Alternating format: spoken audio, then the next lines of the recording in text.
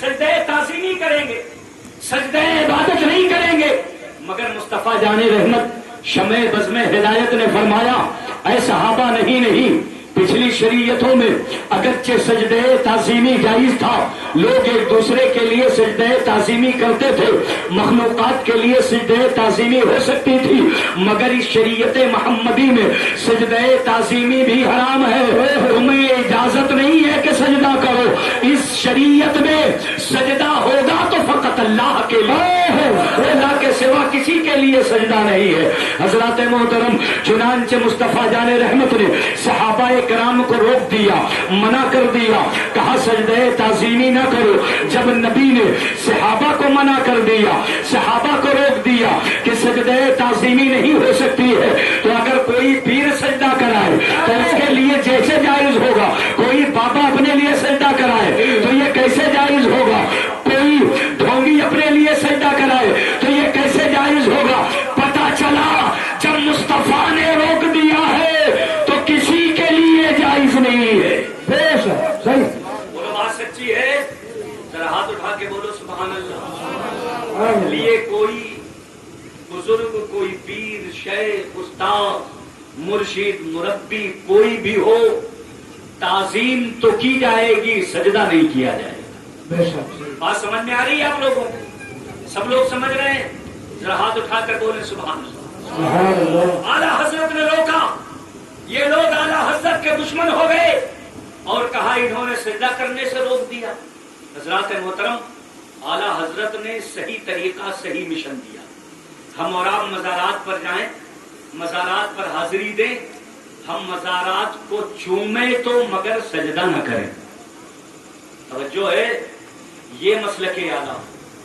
مزارات پر جائیں، تعظیم پہ جائیں، اعلیٰ حضرت نے فرمایا 4 ہاتھ کے فاصلے پر نیت باندھ کر کے کھڑے ہو، وہاں سے دعا کرو، وہاں پر کچھ پڑھو، اور پڑھنے کے بعد صاحب مزار کے روح کو ایصال ثواب کرو، برکات حاصل کرو۔ اعلیٰ حضرت کو لوگ بدنام کر رہے ہیں، سنو، اعلیٰ حضرت نے ان چیزوں سے روکا ہے جو شریعت کے مخالف۔ جو ہے سجدہ کرنے کی اجازت نہیں، مگر وہابی دیوبندی جو مزار پر جانا ہی حرام بتاتے ہیں، اعلیٰ حضرت نے ان کا بھی رد کیا۔ اعلیٰ حضرت اس مسلک کا نام ہے کہ آپ ایسا نہیں کہ مزارات پر نہ جاؤ، بزرگوں کو نہ مانو، آراس نہ مناؤ، چادر نہ چڑھاؤ، بزرگوں کے لیے ایصال ثواب نہ کرو، ان کی محفل نہ کرو، ان کی انجمن نہ سجاؤ۔ اعلیٰ حضرت نے اس سے نہیں روکا، مگر جا کر سجدہ کرو، اعلیٰ حضرت نے اس کی بھی اجازت نہیں۔ اس لیے آپ نے الزبدۃ الزکیہ لکھی اور آگے بڑھو۔ جس طرح کے فتنے سر اٹھاتے گئے، اعلیٰ حضرت نے ان فتنوں کا جواب دیا۔ اس قدر محنت کی کہ 24 گھنٹے میں اعلیٰ حضرت 22 گھنٹہ لکھتے تھے، صرف 2 گھنٹہ آرام کرتے۔ اپنی زندگی کے اتنے بیش قیمتی لمحات جس نے شریعت کے فروغ کے لیے وقف کیا ہو، قوم اسے کیسے بلا سکتی؟ ہم کتنی دیر دین کا کام کرتے ہیں؟ اپنی زندگی کے اوقات سے ہم کتنا وقت نکالتے ہیں دین کے لیے، مذہب کے فروغ کے لیے، دین کی نشر و اشاعت کے لیے، دین کی تبلیغ کے لیے؟ اعلیٰ حضرت نے اپنی زندگی سے اور ہر روز 24 گھنٹے میں 22 گھنٹہ دین کا کام کیا۔ آپ صرف 2 گھنٹہ آرام فرماتے تھے، آپ 1 چپاتی کھاتے تھے، صرف 1 چپاتی کھا کر کے فرماتے تھے اگر زیادہ کھائیں گے تو بدن میں سستی آئے گی۔ آپ ہمیشہ فرماتے وقت کم ہے، کام زیادہ۔